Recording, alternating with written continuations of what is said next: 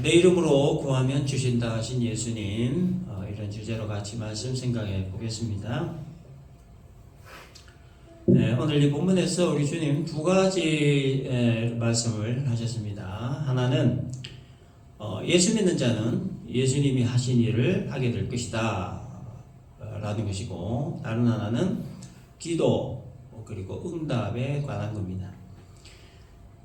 예수를 믿는 사람 된다는 것, 그리스도인이 된다는 것은요, 큰 결단이 필요한 일입니다. 교인 되는 거 말고 참 신자 되는 것은 큰 결단이 필요한 일입니다. 왜냐하면 이 순종과 헌신이 따라야 하기 때문입니다. 필수적으로.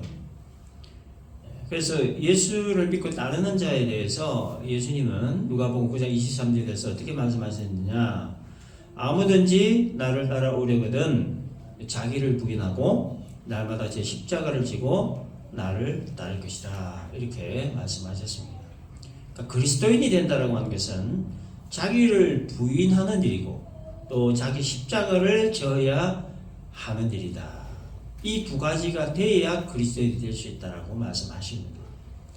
그래서 순종과 헌신에 대한 결단이 없으면 자기 부인하는 일이나 자기 십자가 지는 일은 결코 할 수 없지요. 그래서 자기를 부인한다는 게 뭐냐에 대해 갈라디아서 2장 20절에서 아주 명확하게 말씀합니다. 내가 그리스도와 함께 십자가에 못 박혔나니 그런즉 이제는 내가 사는 것이 아니요 오직 내 안에 그리스도께서 사시는 것이라. 이제 내가 육체 가운데 사는 것은 나를 사랑하사 나를 위하여 자기 자신을 버리신 하나님 아들을 믿는 믿음 안에서 사는 것이라. 그러니까 자기를 부인한다 하는 것은요, 자신을 십자가에 못 박는 것이다 라고 정의합니다. 십자가에 못을 박는다라고 하는 것은 과거의 삶의 방식들을 청산하고 새 삶을 시작하는 것을 말합니다. 과거의 가치관을 청산하고 새로운 가치관으로 사는 것을 말하는 거지요. 자신의 힘과 노력과 지혜와 의지로 살았던 자기 중심적인 삶의 방식들을 청산하고 하나님이 주시는 힘과 지혜로 살아가는 하나님 중심적인 삶을 사는 것을 말하는 겁니다. 과거의 가치관과 인생관과 세계관들을 청산하고 하나님 나라의 가치관과 인생관과 세계관으로 살아가는 것이 자신을 십자가에 못 박는 일이고, 그것이 바로 자기를 부인하는 일이다라는 겁니다. 이것을 위해 필요한 것이 바로 순종과 헌신이다 하는 겁니다. 본문 12절을 보면 내가 진실로 진실로 너희에게 이르노니 나를 믿는 자는 내가 하는 일을 그도 할 것이요 또한 그보다 큰 일도 하리니, 이런 말씀하셨습니다. 그리스도인은 예수께서 하신 일을 하게 될 것이다, 그런 말입니다. 예수님이 공생의 기간 동안에 하셨던 일은 크게 세 가지입니다. 첫째는 천국 복음 전하신 것, 두 번째는 표적 행하신 것, 세 번째는 십자가 지신 일입니다. 이런 일들을 그리스도인들도 하게 될 것이다 라는 거죠. 자, 그런데 예수님이 표적을 행하신 것은 천국 복음을 전하시기 위한 하나의 수단이었죠. 그리고 십자가 지신 일은 천국 복음을 완성하신 일이었습니다. 병자들을 고치시고 오병이어의 기적을 베푸시고 죽은 자를 살리시는 표적 행하신 목적은 표적 그 자체가 목적이 아니고 그 표적들을 통하여 천국 복음을 전하기 위함이었다는 거예요. 그리고 천국 복음의 완성이라고 하는 것은 성령으로 잉태되어 오신 예수님이 십자가 달려 죽으시고 부활하셨다는 사실을 믿고 받아들이는 자에게 구원을 베푸시는 것을 말하는 겁니다. 예수 믿는 자는 구원받는다 라고 하는 이 천국 복음의 완성을 위해 예수님이 십자가 달려 죽으셨고, 이 사실 믿는 자는 구원을 받는다는 것, 이게 바로 천국 복음의 완성이다. 이 천국 복음의 완성을 위하여 예수님께서 여러 가지 표적들을 통해서 천국 복음을 전하셨던 겁니다.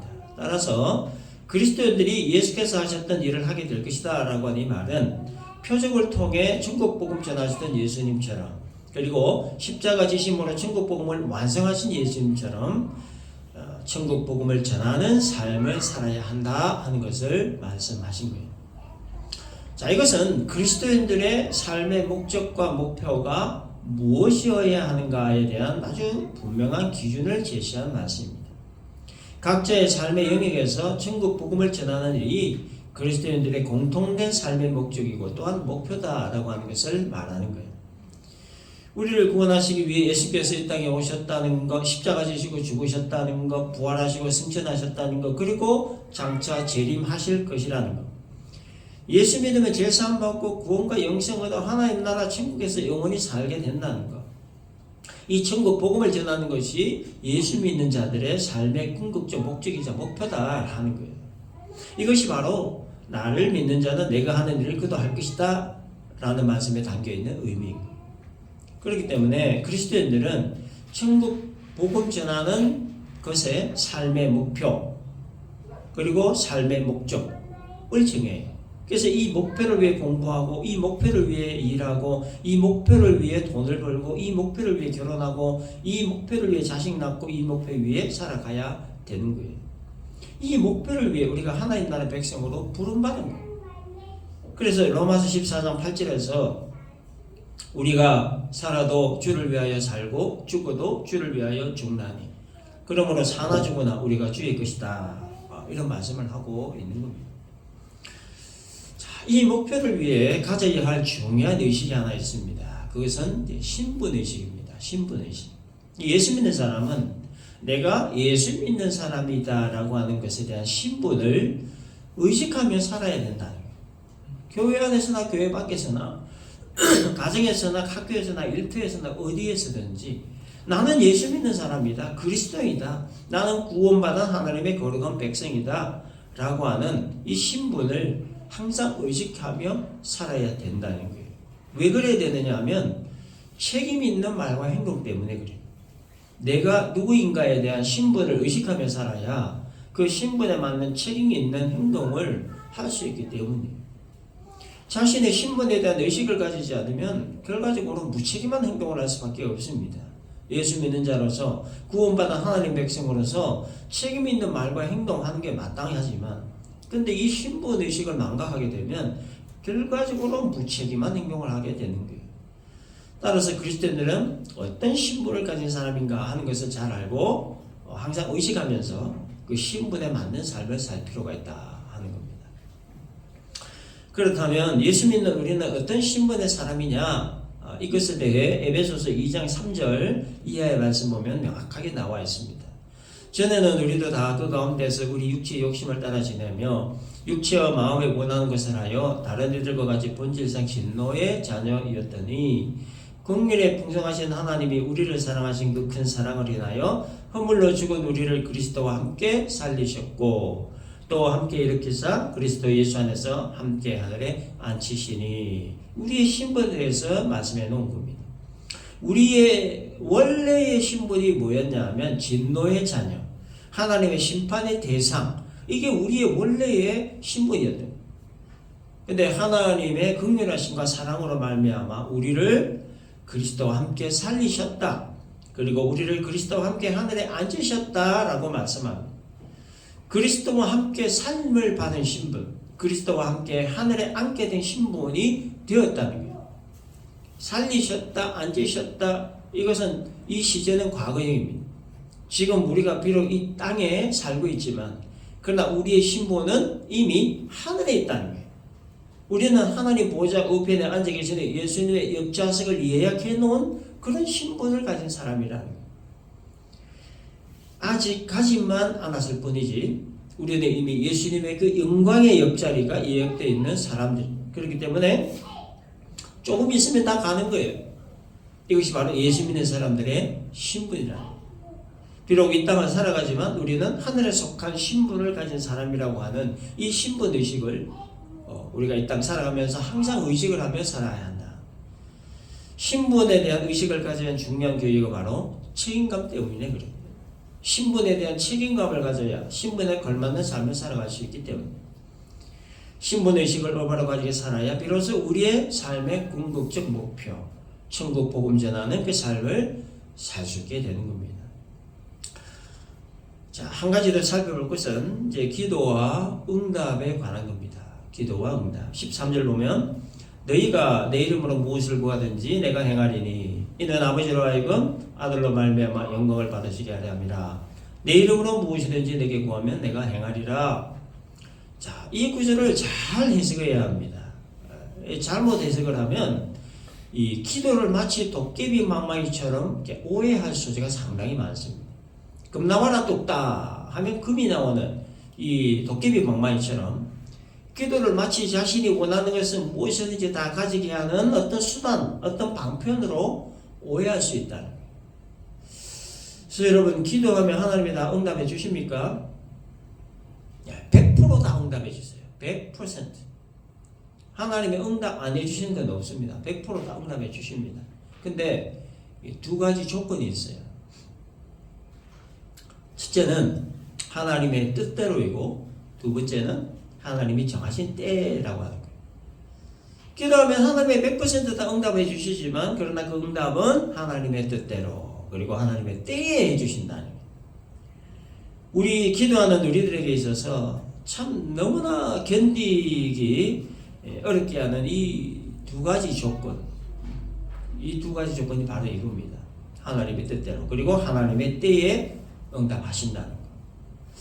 내가 원하는 것을 얻기 위해 기도하는 것마다 하나님이 즉각 응답해 주시면 너무나 좋겠는데, 근데 하나님의 즉각적으로 응답을 잘 하지 않으실 때가 거의 대부분이에요. 제 경험으로 봐도 그래요. 또 내가 원하는 것을 주시기보다는 내가 원하지 않는 것을 엉뚱한 것, 상상도 하지 못했던 것을 이렇게 주실 때가 있더라고요. 내가 원하는 것을 내가 정한 시간에 딱딱 맞춰주시면 이게 너무 좋겠는데, 근데 현실은 거의 대부분 내가 정한 시간이 아닌 시간에, 그리고 내가 원하는 것이 아닌 것을 주실 때가 참 많더라. 왜 그럴까? 내가 원하는 것이 나에게 유익이 되는 것인지 혹은 해가 되는 것인지를 내가 모르기 때문이고, 그리고 지금 받는 것이 유익한지 아니면 나중에 받는 것이 유익한지를 내가 모르기 때문에. 우리는 몰라요. 내일 무슨 일이 어떻게 벌어질지. 내일이 뭡니까? 1시간 이후에 무슨 일이 어떻게, 아무도 몰라요. 그래서 나는 지금 이것이 당장 필요하다 생각하고 기도하지만, 그러나 하나님은 내가 구하는 그것이 지금 당장은 불필요하고 오히려 해가 된다는 것을 아시기 때문에 내가 구하는 것을 보류하시는 거예요. 안 주는 게 아니고 보류하시는 거예요. 근데 사람은 이걸 잘 모른다는 거예요. 나에게 유익한 것인지 해가 되는 것인지 지금 당장 필요한 것인지 아니면 나중에 필요한 것인지 이걸 우리가 잘 모른다는 거예요. 그래서 하나님의 응답을 보류하시는 몇 가지 원인이 있습니다. 첫째는 하나님과 해결되지 않은 죄 문제가 있기 때문에. 죄는 하나님과 우리 사이를 갈라놓는 거죠. 그래서 이사야서 59장 1절 2절을 보면 여호와의 손이 짧아 구원치 못하심도 아니요 귀가 둔하여 듣지 못하심도 아니라 오직 너희 죄악이 너희와 너희를 하나님 사이를 내었고 너희 죄가 그 얼굴을 가리워서 너희를 듣지 않으시게 함이니라. 이렇게 기록되어 있습니다. 죄를 품고 있는 상태에서 기도하는 것은 하나님이 응답하지 않는다는 거예요. 보류하신다는 거예요. 언제까지요? 그걸이 해결될 때까지. 우리아의 아내 바세바를 범하고 난 후에 얻은 아들을 하나님이 치셔서 그 아이가 죽어갈 때에 다윗이 아이를 살려달라고 일주일 동안 금식하며 기도했어요. 근데 응답받지 못했어요. 끝내 아이가 죽었습니다. 그래서 죄를 품고 기도하면 하나님이 응답하지 않는다는 것을 단적으로 보여주는 예죠. 응답을 보류하시는 두 번째 이유는 하나님의 영광을 가르치기 때문에. 이스라엘 백성들이 광야를 지나면서 가데스라고 하는 곳에 이르렀을 때 물이 없음으로 인해 모세와 아론을 원망하면서 막 공격을 합니다. 그때 모세가 이제 기도하죠. 하나님은 모세에게 이렇게 말씀하십니다. 지팡이를 가지고 반석에게 명하여 물을 내라. 이렇게 명하셨습니다만은, 그러나 모세는 뭐라고 했습니까? 백성들에게 우리가 너희를 위하여 이 반석에서 물을 내랴 하고 지팡이로 반석을 쳤습니다. 하나님은 반석에게 명하라 했는데 모세는 우리가 하면서 반석을 지팡이로 쳤어요.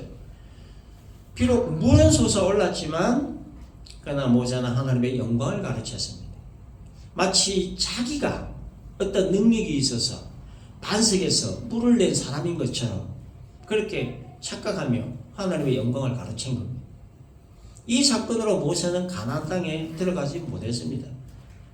죽어라 고생만 하고 하나님의 그 영광을 가로챈으로 인해 모세는 기도 응답받지 못한 거예요. 그래서 이 하나님의 영광을 가로챈다는 것은 뭐냐? 하나님이 베푸신 은혜를 마치 자신이 한 것처럼 여기는 거. 이거 하나님 영광 가로챈 거예요. 모든 것이 하나에서 열까지 모든 것이 하나님 은혜라고 하는 사실을 망각하고 자기의 힘과 능력으로 했다라고 하는 것. 이게 바로 하나님의 영광을 가르치는 일이라는 거예요. 이 영광을 가르칠 때 하나님 응답을 이루십니다. 응답을 보류하시는 세 번째 이유는 더 좋은 응답을 위해서입니다. 엘리야는 갈멜산에서 바알 선지자들과 대결했습니다. 그래서 바알 선지자들을 다 죽이고 승리했습니다만, 그러나 이 사실을 알게 된 이세벨이 엘리야에게 사자를 보내서 뭐라고 했습니까? 내일 이맘때에 죽은 바알의 제사장들이 목숨같이 될 것이다, 이렇게 협박했습니다. 그러니까 내일 죽는다 이 말이에요. 이 말을 전해들은 이 엘리야는 브엘세바로 도망을 가서 로덴 나무 아래서 여호와께 죽기를 간구했습니다. 근데 하나님은 그 죽기를 간구한 그 엘리야의 기도를 응답하지 않았습니다. 오히려 천사를 보내서 엘리야를 어루만지게 하심으로 위로해 주시고, 또 머리맡에 숯불에 구운 떡과 물 한 병 주시고 먹고 마시게 했습니다. 그래서 하나님의 엘리야에게 더 좋은 것을 주시기 위해서 이 목숨 거둬달라는 이 엘리야의 기도를 응답하지 않은 거예요. 응답을 보류하시는 네 번째 이유는 잘못 구하기 때문에. 이건 뭐 상식이죠, 이건. 뭔가 필요해서 간구했을 때 하나님이 즉각적으로 응답하실 때도 물론 있어요. 근데 아주 오랜 기간 동안 응답을 보류하실 때가 있습니다. 그 이유가 바로 구하는 것이 잘못되었기 때문이다. 구하는 것이 잘못됐다는 말은 무슨 말이냐면 어떤 구하는 동기라든지 어떤 목적이 잘못됐다는 거예요. 이 구하는 동기나 목적이 잘못되면 응답을 보류하실 수밖에 없는 거예요. 그 구하는 동기나 목적이 잘못됐음을 깨닫고 올바른 동기, 올바른 목적으로 구할 때까지 응답을 보류하신다. 야고보의 어머니가 그 아들 야고보와 요한을 데리고 와서 예수님께 찾아왔습니다. 하나님 나라에서 자신의 아들들을 예수님 좌우편에 앉게 해달라. 좌의정, 우의정, 소위 말하면 그런 거, 벼슬을 달라. 그렇게 구했습니다. 그런데 예수님은 야고보의 어머니의 간청에 응답하지 않았습니다. 단칼에 거절했죠. 왜냐? 잘못 구했기 때문이에요. 자, 그런데 문제는 뭐냐? 사람은 항상 내 눈에 보기에 좋은 것을 구한다는 거고, 하나님은 하나님 눈에 보시기에 좋은 것으로 응답하신다는 거예요. 그러니까 기도하는 사람과 응답하시는 하나님 사이에 이와 같은 큰 갭이 있는 거예요. 사람은 내 눈에 좋은 걸 구하고 하나님은 하나님 눈에 좋은 것으로 응답한다는 거예요. 여러분, 누가 맞습니까? 내가 구하는 것이 맞습니까? 아니면 하나님이 주시는 것이 맞습니까? 내가 내 눈에 좋아서 구하는 것은 나에게 좋은 것일 수도 있지만 독이 되는 것일 수도 있다는 거예요. 근데 사람은 그걸 잘 모른다는 거예요. 내가 구하는 그것이 정말 나에게 유익한 것인지 독이 되는 것인지 정확하게 모른다는 게 우리 인간의 한계라는 거예요. 이것이 지금 당장 나에게 정말 필요한 것이라고 확실히 믿고 구하지만 근데 그게 나에게 독이 될 수 있다는 것을 우리는 잘 모른다는 거예요. 정확하게 모른다는 이런 연약함이 우리에게 있다는 거예요. 그러나 하나님은 내가 구하는 그것이 정말 나에게 좋은 것인지 아니면 독이 되는 것인지를 정확하게 아시는 분이죠. 그래서 하나님은 내 눈에 보기에 아무리 좋다고 여겨지는 것일지라도 그것이 나에게 오히려 독이 된다는 것을 보시기 때문에 그래서 응답을 보러 하시는 거예요. 기도하는 사람 입장에서는 참 많이 답답한 일일 수 있지만 근데 하나님 입장에서는 그것이 최선인 거예요. 그래서 본문 14절에서 내 이름으로 무엇이든지 내게 구하면 내가 행하리라 하는 이 말씀을 문자 그대로 이해를 하고 해석하면 안 된다는 거예요. 중요한 말씀은 뭐냐면 내가 행하리라 하는 말씀 속에 담겨져 있는 깊은 의미입니다. 기도를 들으신 예수님이 그 기도 응답을 위해 취하시는 행동이 있는데 그것은 구하는 자에게 가장 좋은 거, 가장 적합한 것이 무엇인지를 보신다는 거예요. 그걸 보시고 그 응답을 받으시는 거예요. 그래서 하나님은 내 눈에 보기에 좋은 것을 구하라. 하나님은 하나님 눈에 좋은 것을 응답한다는 거예요. 그걸 먼저 보신다는 거예요. 구하는 자의 현재와 미래의 모든 상황들 이게 전반적으로 보신다는 거예요. 그래서 구하는 자의 구하는 그것이 예수님께서 보시기에 유익이 되고 좋은 것이라고 하면 구하는 그것을 즉각 응답하시는데, 근데 구하는 자의 구하는 그것이 예수님 보시기에 유익이 되지 않는다라고 하면 즉각 응답하지 않고 미루시는 거예요. 보류하시는 거예요. 기도하는 자가 자신이 구하는 것이 잘못되었음을 깨달을 때까지, 그래서 잘못 구하는 것을 내려놓을 때까지 응답을 보류하신다 하는 겁니다. 응답을 보류하시는 다섯 번째 이유는요, 기도를 하는 게 아니고 주문을 하기 때문이에요. 주문. 그러니까 하나님께 기도하지 않고 주문을 하면 기도할 때까지 응답 보류하시는 거예요. 하나님은 우리에게 기도하라고 하셨지 주문하라고 하시지 않으셨습니다.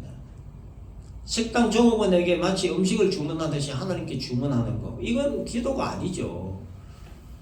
자신이 원하는 음식을 주문하듯이 기도를 주문용으로 사용할 때 응답이 없는 거예요. 그래서 이 기도할 때 잊지 말아야 할 것은 내가 하는 기도가 하나님과 어떤 관계가 있느냐, 이걸 인식하며 기도해야 하는 거예요. 그래서 하나님과 관계없는 기도는 전부 다 주문이 되는 거예요.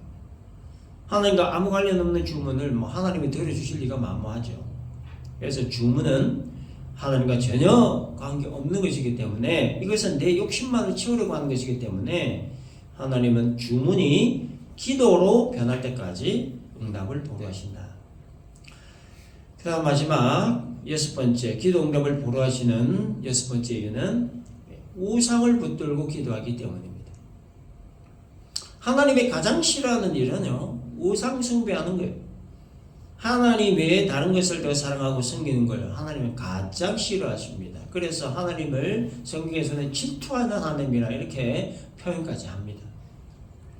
그래서 하나님 모세에게 십계명 주실 때 가장 첫 번째 주셨던 계명이 바로 너는 나 외에 다른 신들을 내게 두지 말라 하는 이 계명이었어요.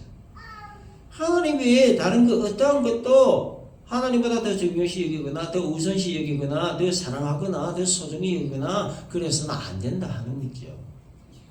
그래서 우상이라고 하는 것은요, 뭐 돌이나 나무로 새겨 만든 형상 우상이죠. 근데 그것만을 말하는 게 아니고 더 넓은 의미로 그게 뭐 사물이든지 사람이든지 하나님보다 더 소중하게 여기고 사랑한 거, 이 모두가 다 우상이에요. 하나님보다 더 사랑하고 더 소중히 여기고 더 우선순위에 놓고 그거를 붙들고 있는 한 아무리 기도해도 하나님 그 우상들 다 내려놓을 때까지 응답을 보류하신다. 하나님보다 더 사랑하고 소중히 여기는 거, 뭐 어떤 것들이 있습니까? 지천에 널렸죠, 우리 주변에. 돈이 될 수가 있고, 우리의 직장이 될 수도 있고, 사업터가 될 수도 있고, 내 자식이 될 수가 있고, 내 자아가 우상이 될 수 있어요. 내 자존심도 우상이 될 수 있어요. 그래서 하나님은 내가 붙들고 있는 그것 말고 더 좋은 것을 손에 쥐어주려고 하시는데, 내가 붙들고 있는 그것을 안 내려놓으니까 더 좋은 것을 주실 수가 없는 거예요. 물론 간절한 마음으로 그 소원으로 간절하게 기도한 그 마음 하나님 충분히 헤아리시죠. 그러나 붙들고 있는 거 그거 내려놓지 않고 손을 펴지 않으면 주시고 싶어도 못 주시는 거예요. 그래서 마태복음 7장 7절에서 11절 말씀을 보면 좀 깁니다만 제가 좀 읽겠습니다. 구하라 그리하면 너희에게 주실 것이요, 찾으라 그리하면 찾아낼 것이요, 문을 두드리라 그러면 너희에게 열릴 것이니 구하는 이마다 받을 것이요, 찾는 이는 찾아낼 것이요, 두드리는 이에게는 열릴 것이니라. 너희 중에 누가 아들이 떡을 달라 하는데 돌을 주며 생선을 달라 하는데 뱀을 줄 사람이 있겠느냐. 너희가 악한 자라도 좋은 것으로 자식에게 줄 줄 알거든 하물며 하늘에 계신 너희 아버지께서 구하는 자에게 좋은 것으로 주시지 않겠느냐. 좋은 것으로 주신다라고 하는 것을 강조하시는 말씀이죠. 우리의 필요를 위해 구하고 찾고 두드리면 하나님이 좋은 것을 반드시 주신다라고 하는 강조의 약속의 말씀입니다. 그런데 함정이 하나 있어요. 이게 좋은 것의 의미를 잘 알아야 합니다. 이게 좋은 것이라고 하는 것은 내 눈에 보기에 좋은 것이 좋은 것이 아니라 하나님의 눈에 보시기에 좋은 것이 좋은 것이다. 이 의미를 잘 알아야 해요. 내 눈에 사과가 좋아서 사과를 달라고 했는데 하나님이 배를 주셨다면 그 배가 나에게 가장 좋은 것이라는 거예요. 근데 하나님 나는 배 싫고요. 사과 주세요. 사과. 내가 구한 것은 사과예요. 사과 주세요. 그러니까 내 눈에 보기에 좋은 사과가 나에게 독이 되는 줄 모르고 사과를 달라고 합니다. 하나님은 그 백성들에게 항상 좋은 것을 주시기 원하시는데 사람은 자기 눈에 좋은 것만 달라고 한다는 거예요. 그래서 하나님은 응답을 보류하실 수밖에 없는 거예요. 내 눈에 보기에 좋은 사과가 좋은 것이 아니라 하나님이 주시는 배가 더 좋은 것이로구나. 이것에 대한 깨달음을 얻을 때까지 응답을 보류하신다. 이외에도 현재의 고난이 나에게 유익하기 때문에 응답을 보류하시기도 하시고 하나님의 때가 아니기 때문이기도 하고 하나님의 뜻과 맞지 않기 때문이기도 하고 이미 응답하셨는데 그걸 내가 깨닫지 못할 때도 있고 아무튼 응답을 보류하시는 여러 가지 많은 이유들이 있는데 그래서 우리가 이 하나님이 기도 응답을 보류하시는 그 이유를 잘 알고 또 이 기도 응답의 원리를 우리가 안다면 또 우리의 기도의 그 내용이나 기도하는 마음 자세가 많이 달라지게 될 겁니다. 그래서 우리가 기도 응답을 받기 위해서는 방금 6가지 반대로 하면 되는 거예요. 반대로. 그래서 이 기도 응답의 비밀이 있습니다. 기도 응답의 원리가 있어요. 첫째는 하나님이 나를 지극히 사랑하신다는 그 하나님의 사랑을 아는 거예요. 두 번째, 하나님이 나를 사랑하시기 때문에 나에게 가장 좋은 것을 주신다라고 하는 것을 믿는 거예요. 하나님은 우리를 지극히 사랑하신다 하는 이 사실을 믿고 그래서 우리에게 가장 좋은 것을 주신다 하는 이 사실을 확실히 믿고 붙들면 내가 구한 사과 그 사과가 아닌 배를 주셨을 때 그 배가 나에게 가장 좋은 것이라는 사실을 믿게 되는 거예요. 그래서 기쁨으로 그것을 받을 수 있게 되는 거예요.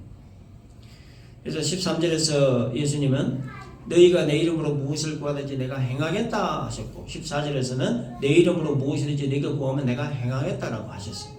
내 이름으로 즉 예수 이름으로 구하는 자에게 구하는 것을 주신다. 이런 약속의 말씀인데 그런데 이게 또 하나의 함정이 있어요. 예수의 이름을 누가 사용할 수 있느냐는 거예요. 예수의 이름. 여러분 예수의 이름은 아무나 사용할 수 있는 이름이 아니에요.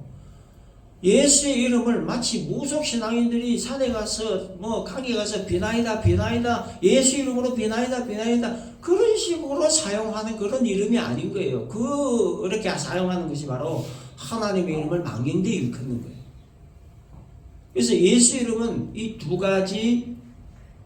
가지가 충족된 사람만 사용할 수가 있습니다. 첫째가 믿음이고 두 번째가 사랑이에요.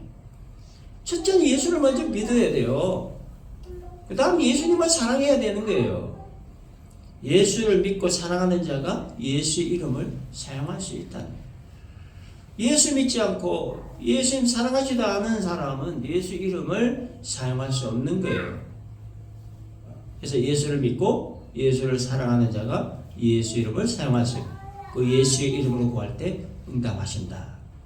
그래서 예수를 믿는다는 것 그리고 예수를 사랑한다는 것 이 말에 담겨 또 깊은 의미가 있습니다. 이 시간에 참 다르게 논문하고 그래서 예수를 믿는다 처음에 얘기했죠. 예수를 믿기 위해서 그리스도인 되기 위해서 뭐가 필요하겠죠? 순종과 희생이 필요하다.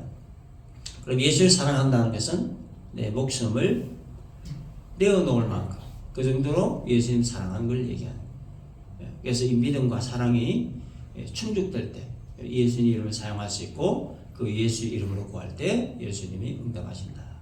이것이 기도의 원리 혹은 방법이다.